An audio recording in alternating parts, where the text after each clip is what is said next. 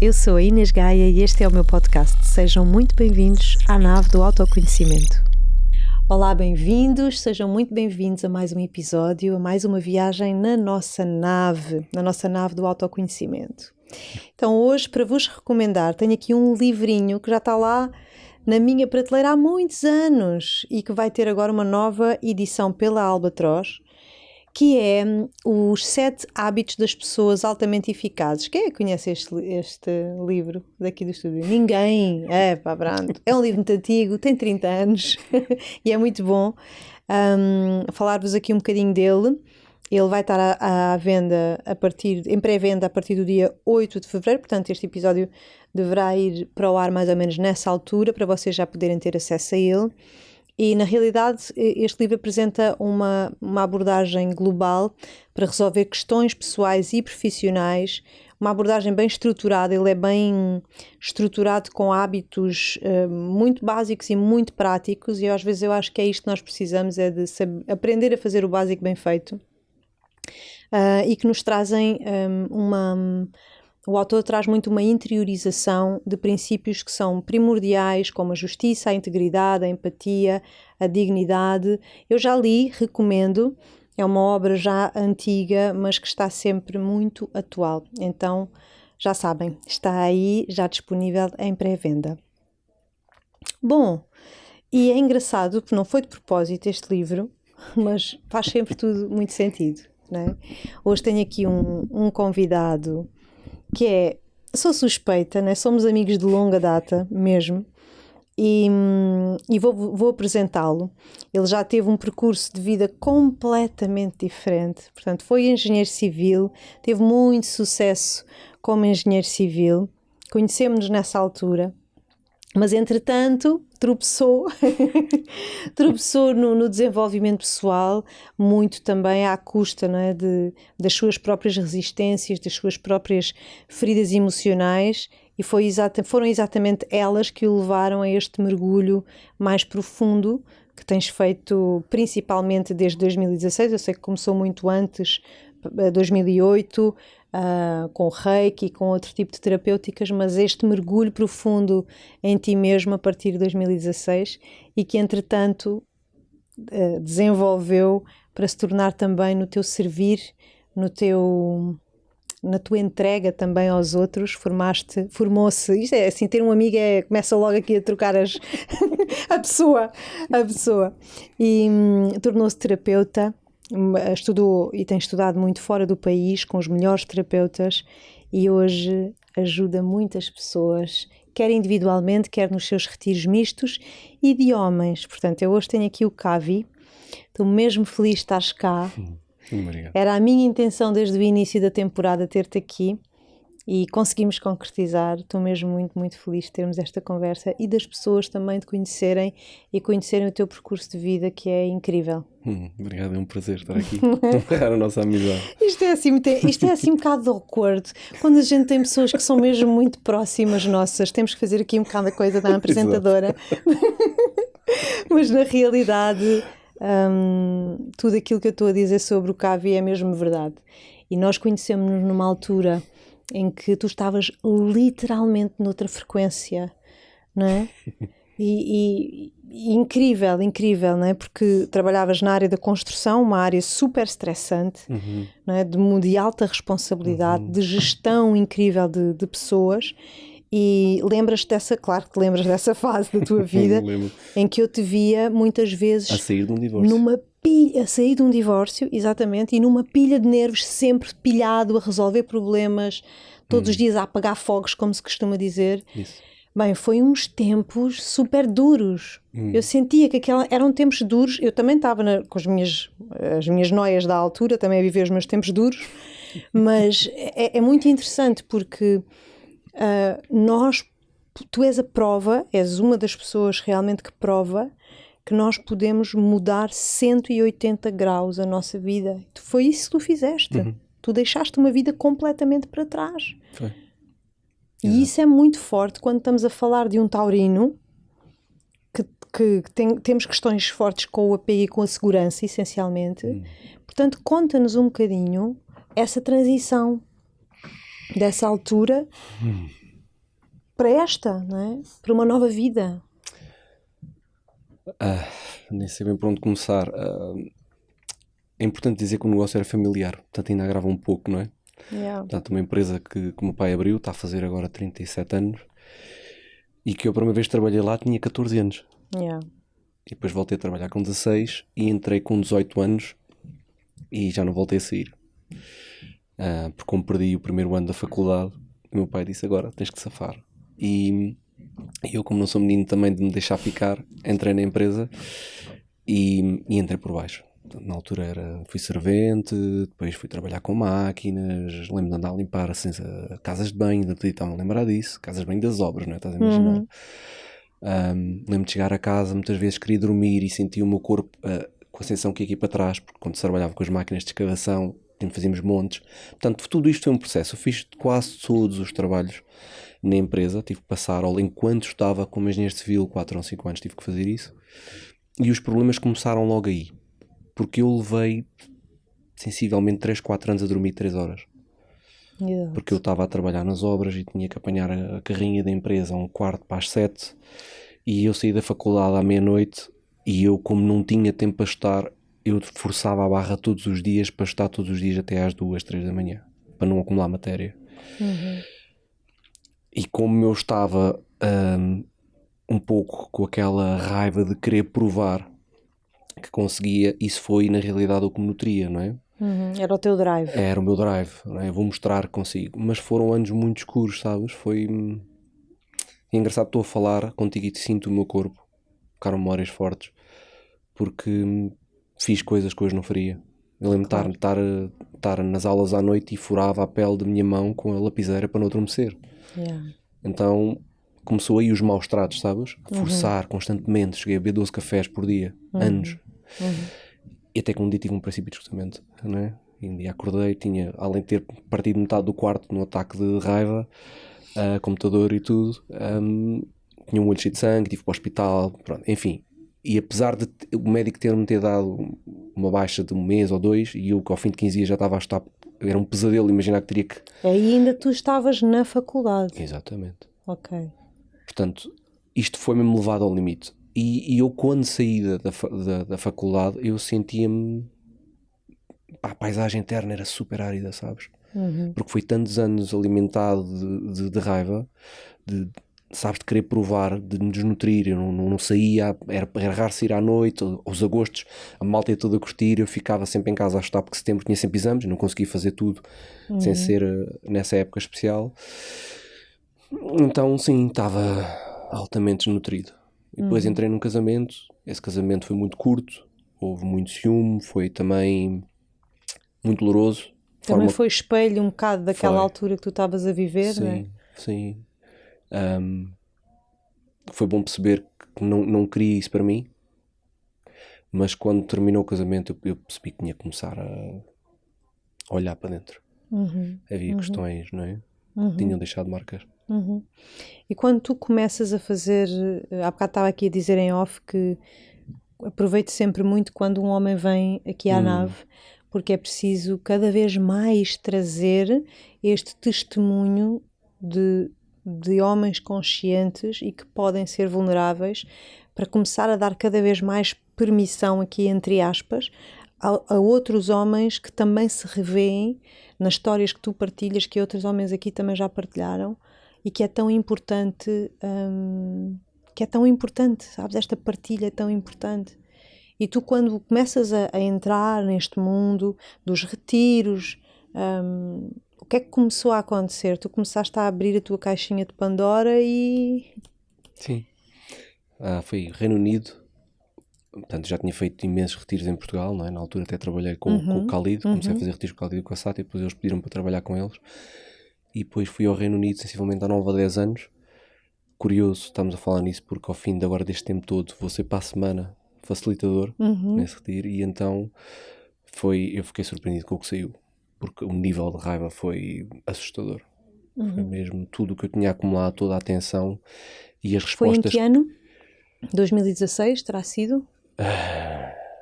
Não, 10 anos atrás, já foi em 2014. Ok.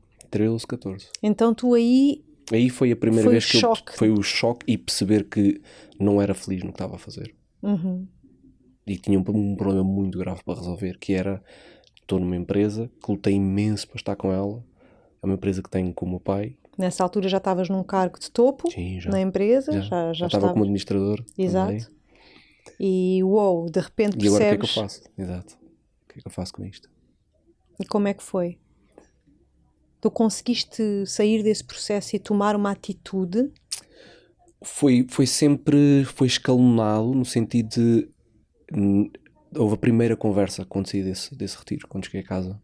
Houve conversas sobre coisas que tinha vivido. Falei com a minha mãe, falei com o meu pai, sobre coisas que nós tínhamos vivido que me tinham deixado marcas. E foi mostrado pela primeira vez ao meu pai que não sabia se fazia sentido continuar por ali. Já não me sentia bem. Mas na altura ainda houve uma resistência dele. Ele achou que era passageiro. Era uma fase. Era uma fase que ia passar. Estava numa fase de descoberta, autodescoberta interna, e se iria passar. Mas sim, isso foi falado. Ok. Ou seja, o que eu gostava muito de partilhasses é, porque eu sei que isso foi um momento muito marcante para ti, e é um momento muito difícil para a maioria das pessoas que quer mudar de vida e que encontra sempre uma razão para não o fazer, não é? Certo.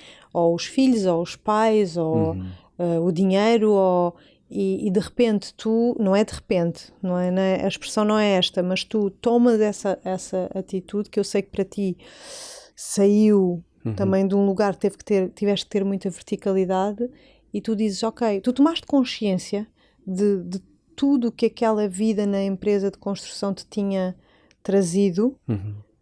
Ou seja, o que é que foi o trigger para tu? O trigger foi sentir um nível de exaustão na minha vida, sentir-me desconectado, sentir-me em dor internamente.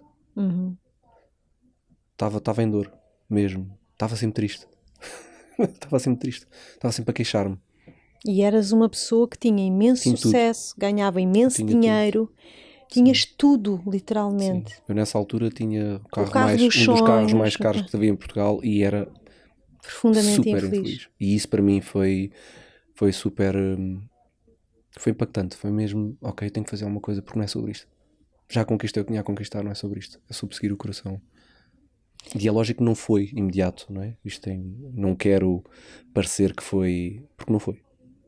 E quando as pessoas vêm a nós, a mim, à Sónia ou só a mim, eu falo muito sobre isso. A minha missão é muito de preferência que eles não sofram o que eu tive que sofrer.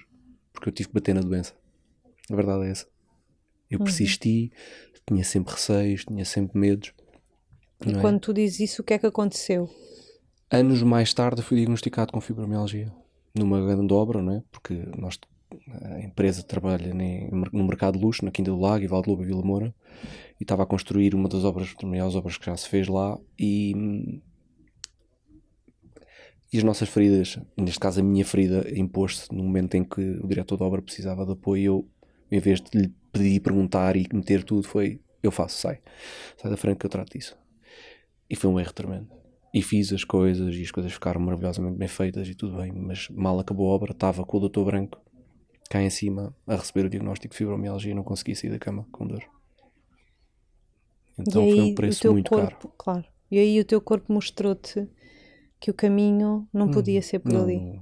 Já não dava mais. Aí foi muito claro. Aí foi muito claro. Sabes porque é que eu estou a insistir neste ponto e neste tema? Porque este é um tema muito masculino. É, super. Não é? Eu acho que é um tema muito dos homens. É. E há bocado gravei um episódio em que falámos nisto um bocado, aqui do sacrifício. Do homem se sacrificar no trabalho, não é? Sim. Por ser bem sucedido, por ter um cargo de topo, por trazer dinheiro para casa, providenciar. E esta, vou pôr entre aspas também, exigência cultural, torna-se uma exigência interna. Certo. E leva muitos homens a uma história muito semelhante à tua, a ficarem doentes e só despertarem quando realmente já estão no limite e já estão doentes. não é? Por isso é que eu estou a insistir, porque o que é que tu dirias a um homem que está neste momento nesse beco sem saída, nesse abismo interno de querer manter uma coisa mas saber que já não é por ali e... Infelizmente, neste momento em Portugal as taxas de ansiedade e depressão são altíssimas. O homem está a morrer muito mais cedo que a mulher e eu acho que é a altura de nós começarmos a mudar o paradigma e por isso este meu salto para querer trabalhar só com homens. Se o corpo está a dar sinais, se realmente já estão a sofrer, é preciso parar e pôr a vida em causa. É importante criar uma distância e poder ser a testemunha. Perguntar aos amigos, eu lembro que foi muito importante perguntar aos meus amigos e ter feedback do género, pá, tu estás sempre a queixar. O que é que vais fazer sobre isso? Mas também ter a coragem, percebes? Porque havia amigos que não queriam dizer isto e eu perguntar. E acho que é importante nós percebermos se estamos em constante sofrimento, não é? Porquê? O que é que nós podemos fazer? Porque o homem tem muito esta... Nós temos a força para carregar o fardo, não é? Exato. Providenciar e metemos sempre tudo em cima das costas para poder que não falte nada em casa e para que a gente tenha as coisas todas que precisa, bens materiais e... A que preço, sabes? A que preço? E na realidade o que a gente precisa de providenciar em casa não é tanto isso. Deixamos de estar presentes, deixamos de ser aquela presença amorosa, compreensiva, paciente, para quem tem filhos. E eu acho que é muito importante começarmos a pôr em retrospectiva e perceber, ok, se eu não estou bem, se já há mais tristeza, raiva que está muito associada ao homem do que alegria, então o que é que eu estou a fazer mal? Que escolhas são? Nos teus trabalhos com os homens, o que é que tu, e nas tuas terapias também com os homens, o que é que tu notas que se repete como um padrão que eles trazem? Este é um deles. É a questão do trabalho? É a desconexão das emoções, não saber lidar com elas e o autossacrifício. Uau! Mas sim, há também muita falta de literacia emocional. Muita, por parte dos homens. Porque não nos foi passado isso. Não nos ensinaram, como homens, não nos suportaram nesse... Primeiro não nos suportaram nas emoções e não nos ensinaram o que é que são as emoções e como é que temos de lidar com elas e dar-nos espaço para estar com elas, não é? Uma vez estávamos a falar com o Kiko e eu fico com 2 pessoas, como tu uma vez me disseste, tu e o Rui, de poder dar espaço para o miúdo sentir e estar lá. Para mim é, ok, que bom, sabes? E ser contentor, container daquela raiva. Ou seja, dele sentir que está a ser visto, não está a ser nem negligenciado e nem negado naquela raiva. Exatamente. Suporte incondicional, não é? Porque é só uma emoção, ela vai e vem. E o problema é quando o nosso ex deixa apanhar isso e acha que é uma ameaça, porque o filho está com raiva. Sabes, uma das coisas que o Rui partilha comigo também dos retiros com os homens é exatamente isto que eu estou-te a descrever aqui do Francisco, que é os homens a terem a oportunidade pela primeira vez na vida, muitos deles, de expressar aquela raiva e de estarem a ser contidos e vistos por outros homens, por outros adultos. Não é? E de muitas vezes isso terminar num choro, não é? de alívio, de agora sim eu fui visto. E isso é super forte, mas também muito bonito de podermos sentir que já está a acontecer. Sim. Não é? E é importante quando também há outros homens à volta, não é? Lá está, porque muitos deles estão a trazer a presença do pai, do avô, não é? Mostrar que, ressignificar que está tudo bem, são só emoções e nós podemos e devemos ser suportados nelas. Claro. Olha, tu estudaste e aprofundaste aqui muitos temas ligados à infância, muitos temas ligados ao corpo, que fazia muito sentido também com a tua história, e ligados ao trauma. Como é que tu sentes que este bolo, que esta trilogia nos influencia na idade adulta? Bom, eu, para te ser super honesto contigo, com as pessoas lá em casa, eu não fui estudar porque queria aprender isso, eu fui porque precisava. Eu fui sempre em busca do que precisava para mim. Os cursos que eu fazia era porque pessoas me aconselhavam, olha, aquilo vai-te fazer bem. Então foi sempre isso. Quando estive fora em Itália durante 2 anos, foi sempre ir buscar isso, trabalhar a minha presença, aprofundar a questão das emoções. Quando entrei no trauma foi quando comecei a perceber, porque tinha percebido em Itália que havia coisas um bocadinho profundas, para dizer um bocadinho muito profundas, e que não ia ser com trabalho ligeiro. E a verdade é que começou-se a abrir uma caixa de Pandora muito grande. E então foi um caminho extremamente interessante, no qual eu me apaixonei, porque na realidade nós carregamos tudo isso no nosso corpo. E é por isso que eu adoro a terapia somática, não é? Mas para lá do cognitivo, e vamos falar com o corpo, perceber o que é que está cá guardado, É biológico, né? O trauma é fisiológico. Sim. Às vezes nós achamos que o trauma... Por isso é que às vezes as terapias faladas, não é? Cognitivo-comportamentais, às vezes podem-se revelar limitadas neste campo do trauma, não é? Porque muitas vezes não é falar que chegamos lá, é sentir. Queria que tu me falasses um bocadinho aqui desta questão de como é que o trauma fica no corpo, como é que nós podemos ver isso? Por exemplo, eu que sou super traumatizada, é verdade. É verdade, e que estou e seguirei trabalhando os meus traumas até ao fim da vida, provavelmente. Fui percebendo que eu tinha muitas manifestações de trauma complexo em mim, de tiques, de estar aqui a falar contigo com uma voz super suave, mas a minha perna estar aqui a tremer, a tremelicar. Isto é o teu corpo a fazer uma descarga de alguma coisa, de alguma energia que está ali, que ficou ali acumulada, que o teu sistema nervoso tem que... Né? Então há esta desconexão. Eu estou a falar calmamente e a minha perna está nervosa, então, mas afinal... E eu fui percebendo pequenas coisas que eu acho que podem ser úteis para as pessoas também perceberem que se calhar podem investigar um pouquinho mais. Sim. Olha, eu notava a forma como eu lidava com a rejeição e com o abandono, eram sempre... Era muito visceral, era muito forte quando sentia isso no contacto com o outro, era sempre demasiadamente intenso. E isso começou-me logo a levantar questões. Lembro-me de quando estava a fazer esse retiro há 10 anos atrás, nós no dia que estávamos a trabalhar a raiva, eu tive 45 minutos a rebolar no chão com uma dor nos intestinos que parecia que ia rebentar. E eu sabia o que era porque tinha estado noutro tipo de evento uns meses antes e que me tinha sido mostrado que estava muita raiva acumulada nessa zona. Então eu disse, deixem-me estar, isto é só o meu corpo a processar. E isso é uma das coisas que me assustou, foi, e veio-me a visão, porque o meu avô teve cancro no cólon, e veio-me a visão de, é interessante estar a falar isto, não estava a lembrar, isto é super importante, veio-me a visão de, se não fazes alguma coisa, tu vais ter cancro do cólon também. Então, o meu corpo, a tensão, inclusive muscular, né? O nosso amigo Paulo Torrão, que foi o mestre a mostrar isso, com os seus treinos, a tensão muscular, eu sempre fui muito de práticas, sempre adorei, joguei 12 anos de handball e já fiz tanto desporto, mas havia sempre muita tensão. O meu corpo era muito bom para fazer força, mas demasiadamente tenso.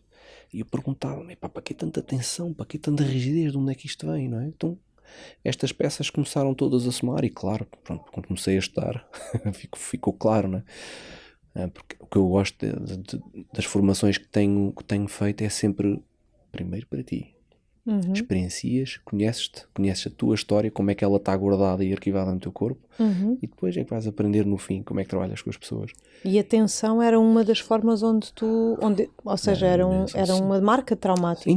Ainda é. Eu tenho que ir ao osteopata uma vez por mês no mínimo, para não ter duas. Qualquer coisa, há sempre aqui qualquer coisa que prende nas costas, entendes? Então eu vou direto a uma coisa que é muito forte, mas vou dizer, eu lembro que uma vez estávamos naquela reunião de amigos lá em casa, né, que já te partilhei, estávamos todos juntos, e lembro-me, estava a relaxar, estávamos todos assim a falar, e eu estava só a desfrutar dos amigos à volta, e virei de barriga abaixo. E houve um amigo que passou por cima de mim.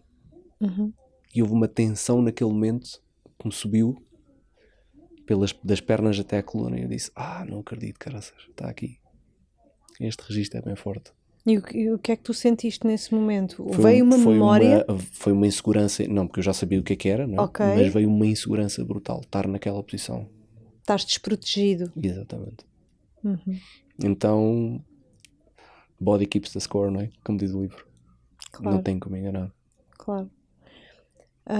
O que é que tu poderias, tipo, aconselhar ou dizer a quem nos está a ouvir e que está a se identificar, tipo, espera aí, se calhar está aqui uma pontinha do véu que eu posso levantar. Ao que é que nós podemos ficar atentos a nível de sinais do nosso corpo para reconhecer que se calhar está ali alguma coisa que precisamos de olhar um pouquinho? Por exemplo, as tensões, que já falámos. As tensões musculares, a capacidade que nós temos de gerar tensões e de precisar de fisioterapeutas, massagistas, osteopatas recorrentemente. Mau funcionamento visceral, não é? Eu lembro que sofri de obstipação anos. Há bocado estávamos a brincar Sim. Foi anos e não percebia porquê. Hoje em dia percebo. Também estava associado a isso, a mau funcionamento, o intestino guarda estas memórias, principalmente o conter, né? Também tem muito a ver com a contenção. Conter as emoções, não é? Então, isso também. E como estava a dizer há bocado, são pequenos tiques, sabes? Pequenos tiques que temos, seja nos olhos, nas mãos, a necessidade que nos temos de mover, a forma como reagimos às pessoas, e percebemos, passado se calhar uns minutos ou um dia a seguir, que foi despropositado. De onde é que isto veio? Não é sobre aquele momento, é sobre qualquer coisa lá atrás que me marcou profundamente, não é? Sim, exatamente. Eu ia agora fazer o link com a questão da infância e perguntar-te, está mesmo tudo na infância? Ou seja, o que eu noto... Não, sentes que não? Infância. Não só na infância. Porque se eu tiver... Vou dar um exemplo. O meu pai estava tudo bem, aliás, na altura também já eras minha amiga, tu acompanhaste isso. O meu pai, do nada, estava no Brasil, na altura da crise, a procura de trabalho, e de repente entrei em coma. Portanto, eu nem sabia onde é que ele estava. Portanto, eu tive 2 dias a ligar para todo lado até descobrir que ele estava internado no hospital em coma. E se volta e meia, essa memória vem-me. Eu tenho a certeza, com a experiência que tenho hoje como terapeuta, muitas das horas que eu tive naquelas urgências, cuidados intensivos, desculpa, eu tive indisposição. Foi forte demais. Eu não tive tempo a processar, porque no dia que eu ia apanhar... Tiveste em dissociação, ok? Sim. Tiveste tipo fora. Sim, porque não foi só isto. Portanto, a vida estava a correr. Eu deixo de saber do meu pai a uma quarta, ele deixa-me atender o telefone e eu só descubro a um sábado ou uma sexta que ele está internado nas urgências já em coma, nos cuidados intensivos. Desculpa, não. Já repeti 2 vezes cuidados intensivos. E então lembro-me de estar a preparar a empresa, isto foi uma sexta, estar a preparar a empresa, a falar com as senhoras, as nossas colaboradoras, e recebo uma chamada e o meu primo com 25 anos acaba de morrer com cancro. Então ainda estava a processar aquilo e de repente leva assim com esta bigorna, e eu lembro perfeitamente de me encostar assim ao móvel do escritório e dizer, eu não sei se vou conseguir lidar com isto. E esta imagem às vezes vem-me, sabes? Portanto, ela está guardada aqui. Ou seja, foi um trauma que não foi vivido na infância, mas que te marcou profundamente. Sim. E que de vez em quando ainda Sim, como aparece. esse, ou como um acidente que tive. Já estava na faculdade, em que adormeci ao volante e quando acordei tinha uma árvore à minha frente e não tive já reação e tive traumatismo craniano e tive sem consciência não sei quantos minutos, mas são coisas que ficam, não é? Eu lembro que uma vez fiz uma sessão só ligada a esse acidente e foi incrível o que é que o corpo fez. O corpo teve a completar o que não conseguiu fazer nessa noite, que foi desviar da árvore, travar, e eu não estava a fazer nada, o corpo estava a fazer sozinho. Eu só me vinham as lágrimas. E de acordo com a Somatic Experience, que é uma das terapias que trabalha o trauma, o que nós precisamos de fazer, o que o corpo precisa de fazer é exatamente isso. É completar aquilo que não foi possível ter sido feito no momento, não é? Seja uma mão, seja dizer alguma coisa. Sim. E é muito importante fazê-lo, mas não é uma tarefa fácil, não é? Não, repara, isto foi com 18 ou 19, 18 quando entrei na faculdade, E eu, foi o ano passado, estava em casa e disse à Sónia, pá, estou-me a ouvir flash do acidente, já chega. E pensei, deixa lá ver o que é que vai acontecer. Aconteceu a ação, quando cheguei à ação, tudo aconteceu, sabes? O pé todo esticado a travar, eu quase a escorregar da cadeira, as mãos a proteger a cabeça aqui a bater no volante, antes disso rodar o volante sozinho, é incrível. A capacidade que o corpo tem de conter aquilo e a necessidade Mas que nós também de temos. resolver. Exato. Nós também temos essa capacidade. Temos. Não é? Com o suporte certo temos, claro que sim. Isso é que é importante, é procurarmos ajuda, não é? Exatamente. Não tem que ajuda. ser. E eu acho que há uma coisa, acho que é importante dizer isto. Nós temos muita tendência, e o povo português pessoalmente, para ser mártires, sabes? Concordo em absoluto. Acho que nós carregamos uma cruz muito grande e temos muita dificuldade em pedir ajuda. E nós falamos muito isto, às vezes quando estou lá fora a trabalhar, falo isto sobre o povo português. Às vezes vem muito carregamos um fardo muito pesado, e é importante percebermos que não tem que ser assim. Podemos pedir ajuda, seja especializada, seja aos amigos, para termos tudo o que o nosso corpo precisa para poder ir à procura de uma cura, não é? Como digo, essa cura é sempre uma cura, muito fácil, sempre entre as aspas, não é? Porque as pessoas, que é para não criar aquela ideia de que, ok, passou, está resolvido. Yeah. É uma integração, É no uma fundo. integração, uma reconciliação, uma integração. Sim. Olha, eu de ter acompanhado várias fases deste teu percurso, tenho-te sentido sempre num caminho de trabalhar a honestidade para contigo. Como é que isso se faz? Como é que nós podemos desenvolver relações cada vez mais honestas? Porque eu acho que, da mesma maneira que temos essa questão do fardo e de não pedirmos ajuda, também temos esta questão das máscaras e da dificuldade em nos entregarmos, em nos relacionarmos, em nos expormos. Sim. Como é que isso se faz, não é? Porque eu vi-te a fazer esse caminho. Eu acho que começa por, lá está, a trazer esse desconforto da verdade, não é? The inconvenient truth. E eu lembro quando fiz esse retiro lá fora, foi muito sobre isso. Eu apanhei-me a dizer coisas que foi, uau, a sério que isto é a minha verdade?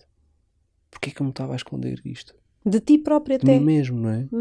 E nós muitas vezes, nós temos receio de enfrentar a verdade, porque a verdade obriga-nos a mover para encontrar um novo equilíbrio, não é? Eu lembro perfeitamente quando estava neste casamento, na altura, depois, pouco tempo depois nós conhecemos, eu não estava feliz e eu não queria ver. Eu estava a entrar quase numa depressão, sabes? E um dia, numa conversa com o meu pai, ele desafiar-me, disse: meu, está tudo a correr bem, tens amigos espetaculares, ganhas muito bem, tens uma casa, o que é que não queres ver? Pai, aquilo deu-me assim, ok. E lembro que entrei por uma clínica de uma psicóloga em Faro, mas estou meia ação. Eu já não, para mim já estava. E cheguei a casa e disse o que tinha que dizer. Então acho que nós somos peritos nisso, sabes? Ou seja, é como se há uma comunicação que não é mental, mas que chega, que é o sentir, em que tu sabes que aquilo já não faz sentido, aquilo já não está alinhado. Mas depois nós somos peritos, eu acho que pelo poder da mente que aprendemos a desenvolver muito, não é? O músculo mental e não tanto o músculo do coração. E somos peritos em mentir a nós mesmos e em fazer um esforço para acreditar na nossa mentira. Sim, porque muitas vezes tens as crenças e os julgamentos internos, né? Os autojulgamentos que depois nos boicotam para mover em direção ao que a gente precisa. Não é? O nosso ego não gosta que a gente pule fora dessa caixa, que a gente vá em rumo à expansão. Então também há isto a acontecer por baixo ou por trás dos palcos, não é? Que é cada vez que eu quero fazer qualquer coisa, eu estou a ser boicotado pelos meus sistemas cognitivos, não é? Então primeiro é preciso conhecer que se há um desconforto eu tenho que ouvir e depois perguntar, ok, porque é que eu não vou à procura o porquê e porque é que eu não me movo em direção a um bem-estar. O que é que me prende aqui, não é? E para mim, naquela altura, eu lembro que foi, eu casei-me, não era para separar agora, 2 anos depois. Como é que é possível, não é? Não queria, tinha medo do julgamento, obviamente. Por exemplo, naquela altura eu lembro que havia muito medo do julgamento e E pode ser coisas diferentes, pode ser, sei lá, pode ser tanta coisa, pode ser tanta crença, tanto julgamento, tanto auto-julgamento. O medo impede-nos muito de avançar em prol da vida que a gente realmente pode viver e pode co-criar. E então acho que é importante dar a mão a esse medo e conseguir caminhar. Acho que essa mensagem também é muito importante, sabes? Porque as pessoas caem no mito de em um dia não vou ter medo, em um dia vou fazer tantas coisas que eu vou deixar de ter medo. E não é sobre deixar de ter medo, é sobre dar a mão ao medo e dizer, ok, eu com a presença do medo, eu continuo a mover-me em direção ao que eu preciso. Porque ele não vai desaparecer, né? É inerente também à nossa vida e existência. E é importante dizer uma coisa, se houver questões de segurança, como nós temos, que falamos, ainda mais medo temos. Claro. Então nós temos de ter conscientes disso. Sempre que ele se manifesta na nossa vida, nós percebermos, ok, isto é a minha ferida, isto é a minha experiência, está no meu corpo. A segurança, não é? Para mim, os últimos anos foi muito importante perceber a dificuldade que é acreditar que a vida vai-me cuidar, sabes? E isto já envolve o divino. E agora, ultimamente, eu e a Sónia lá em casa estamos a fazer um trabalho muito profundo sobre isto, não é? Porque a fé sempre teve muito a suportar-me e sempre foi um porto seguro em diversos momentos. E eu tive que enfrentar esta questão de eles estão sempre lá para ti. Há um suporte, a vida suporta-te. Sempre. Eu estava ali sentado à tua espera e estava a olhar lá para fora e estava a pensar, bem, incrível, tenho sido sempre guiado. Que privilégio. Independente, e é lógico, se eu caí no espaço do mártir, pá, mas aconteceu-me isto e tive este trauma e vi este. Mas eu posso olhar e dizer, e olha onde é que eu estou agora. Eu sou muito abençoado. E era isso que eu te ia perguntar, não é? Porque tu tomaste decisões muito radicais na tua vida que foram necessárias para tu voltares a ti, ao teu centro, à tua saúde. Quais têm sido as maiores bênçãos dessas escolhas? Para além de estares a viver uma vida muito mais autêntica? Acho que tem muito a ver com criar amizades, conexões muito fortes, sólidas e verdadeiras à minha volta. Tive que passar por grandes conversas com os meus pais, em duas às vezes temos, né? A minha mãe ainda agora teve uma cirurgia e tivemos conversas muito profundas sobre, desde os ancestros a coisas que nós vivemos e que eu vivi inclusive, que eu ainda não sabia, portanto mais uma pedra no meu sapato, mas que está tudo bem. E hoje em dia eu olho para eles, pá, eles fizeram tanto, sabes? Com a vida que tiveram. E eu já tive no lado oposto. Já guardei muito rancor e muita raiva porque é que me deixaram passar por tantas coisas que eu passei. E hoje em dia é completamente o oposto. Tenho muito respeito por aquilo que eles fizeram. Sinto o amor deles. E ao mesmo tempo também, paralelamente, criei muitos amigos. E é estas amizades especiais onde eu posso mesmo relaxar, sabes? E ser eu. E se é preciso alguém me dizer algo que não é positivo, que é uma crítica construtiva, eu sei que vou ouvir. Isso traz-me segurança. Eu preciso dessa verdade. Porque eu sou isso. Eu entrego às vezes coisas que não são agradáveis. E isso para mim traz muita segurança e traz muita verdade. Eu preciso disso na minha vida para me sentir seguro. Sentes que essas foram as grandes bênçãos desta mudança de vida? Sim. Sim, as mais importantes, sim. Isso. Mudar algumas coisas da minha vida, obviamente, a forma como cuido do meu dia-a-dia, não é? Portanto, eu cheguei a trabalhar na empresa, cheguei a trabalhar 12, 14 horas. Hoje em dia, só doações parte do dia e a primeira coisa que eu faço, estou sempre a explicar aos meus clientes, é primeiro sou eu. Portanto, eu começo de manhã, ainda nasci da cama, já estou a meditar, a seguir vou fazer a minha sessão de movimento, respiração, e depois é que pode começar o dia. Às vezes vou dar a minha corridinha, como hoje, ou vou à praia, ou vou à natureza, e depois é que começam as obrigações. E isso para mim tem um impacto enorme, porque a vida que eu levava era sempre sobre os outros, os prazos, as obrigações, e isso estava-me a drenar. Era sempre sobrepor as responsabilidades que tinhas perante os outros à frente das tuas necessidades. como é que o corpo pode estar feliz, estamos sempre a autonegligenciar, não é? E eu acho que, agora fazendo aqui o link da tua situação com a fibromialgia, eu não sei, tu certamente saberás melhor do que eu, já deves ter estudado mais profundamente, né, causas emocionais, etc.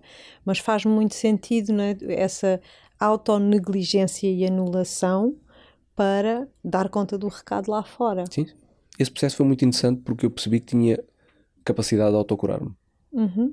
Ainda hoje há pessoas que não conseguem acreditar como é que eu consegui retroceder esse processo todo. Porque eu cheguei a estar deitado na cama de lágrimas nos olhos, com as mãos em cima do peito, e não conseguia sequer conceber a ideia de meter o pé no chão. Porque a sensação que eu tinha é que tinha articulações de vidro. Ok. E se metesse o pé no chão ele ia partir-se. E a Sónia, aflita, não sabia o que é que havia de fazer comigo. E isto desenvolveu-se ali um processo de, ok, vamos fazer experiências. Os medicamentos não tiram dores. E eu, na altura, lá está, a espiritualidade, meditar. E reparava que quanto mais meditava, menos dores tinha. E comecei a fazer meditações de 1 hora. E quando meditava 1 hora, eu ficava 2 horas sem dor. Disse, mas espera aí, então os medicamentos não me tiram dor? E a meditação tira-me dor? Ok, então vamos fazer mais testes. Então agora vamos começar a treinar, mesmo com dores. E eu quando estava a treinar não tinha dores, mais meia horinha sem dores e depois é que voltavam as dores. Ok, então o movimento também é importante. E a Sónia entra com a macrobiótica, obviamente, e começa-me a fazer aqui um grande processo de cura para o intestino, que traz-me também muita consciência sobre a alimentação e o impacto que tem no campo emocional. O café percebi que era nefasto e eu acho que as pessoas bebem café. Eu tenho muito esta conversa com os amigos. Toda a gente bebe café porque é uma coisa cultural. Mas se nós temos tendência para ser pessoas ansiosas, por carga d'água é que estamos a criar um pico de adrenalina, de ansiedade no corpo, não é? E isso depois cria um vício porque nós passamos a ser muito mais, estamos muito mais disponíveis para resolver problemas com muito mais energia e entramos num campo muito perigoso que estamos sempre para lá dos nossos limites. E a fibromialgia mostrou, era isso que ela me estava a mostrar. Todos os dias estás a ir para lá dos limites do teu corpo. Uau. Há muitos anos. Então a fibromialgia vem mostrar tudo isto, e é uma das coisas que eu falo nos retiros, é este respeito, esta tomada de consciência e a capacidade de autocura. Porque este processo demorou sensivelmente 8 meses e passado 8 meses já praticamente não tinha dores. Continuas, portanto ela nunca mais se manifestou? Se eu, lá está, abusar dos limites, ok, eu tens começo um a ficar sinal. com um ardorzinho, mas não tem nada a ver com o que Claro. é. E lá está, por exemplo, eu hoje em dia não bebo café, porque eu percebi que sou muito mais produtivo sem café. E Porque não tenho picos que depois me fazem criar aquela ressaca a meio do dia, não é? Então mantenho sempre energia constante, mesmo com treinos. Bem, uau, essa história, essa mensagem é importante, não é? O corpo está-nos sempre a mostrar Sempre. o caminho. Na verdade, é mostrar-nos o caminho. Exatamente. Olha, não é por aí, é por aí. Não é? E o caminho é sempre o de encontrar as tuas próprias necessidades, verdades. Os teus limites também, não é? Com as outras pessoas, super importante. Eu partilho muito contigo essa questão dos limites, de não ser capaz de reconhecer os meus próprios limites. E de me ir apanhando nas minhas pequeninas grandes vitórias, não é? Que há bocado estávamos a partilhar em off, que estive doente a semana passada com uma questão de saúde de urgência, que tive que ser submetida a uma cirurgia, que fiquei super mal e tinha o início de um curso com centenas de pessoas que estavam à minha espera para a aula de início, de abertura, super importante. E se fosse há uns anos atrás, eu não tinha dúvidas. E olha, recebi uma mensagem daquele menino ali, que está ali sentado, dos meus amigos, a darem-me os parabéns por eu conseguir dizer: malta, não estou bem, não estou na minha melhor energia, vou adiar uma semana e depois vamos ver como é que vou estar. Há uns anos atrás, eu estivesse como estivesse, estraçalhada, não importa, naquele momento eu ia pôr tudo à tua frente, a máscara 33 e ia cumprir com a minha responsabilidade, porque as pessoas esperavam isso de mim. Exato. Sabes? E se eu tivesse tomado esta atitude, ia-me sentir a pior pessoa do mundo, a mais incompetente, estás a ver? E perceber que para mim, agora, hoje, foi tão leve ter esta ação, de fazer esta escolha, aquece-me o coração, não é? Porque é isso, é disto que se trata, não é? É de nós irmos tendo estas pequenas vitórias connosco, não é? De rumo ao nosso amor próprio, ao nosso respeito. Eu acho que, no fundo, o nosso trabalho no desenvolvimento pessoal vai dar muito aqui, a este centro, não é? Do amor, da confiança, da segurança e do respeito próprio. Então é muito bom ouvir a tua história. Sim. Yeah. Também quanto mais carga tem a nossa vida em termos traumáticos, não é? Principalmente na infância, mais dificuldade vamos ter a fazer isso, não é? Vamos ter sempre tendência a ir para fora, ou vamos buscar reconhecimento, ou porque temos que provar, ou porque temos dificuldade em confiar.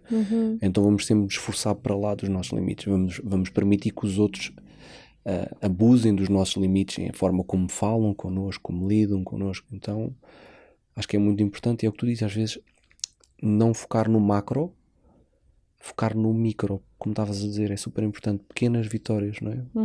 Estou mal, estou em baixo, o meu padrão é ficar assim, ok, então só hoje liga um amigo e pede ajuda, deixa de ser vista aí, deixa de ser abraçada.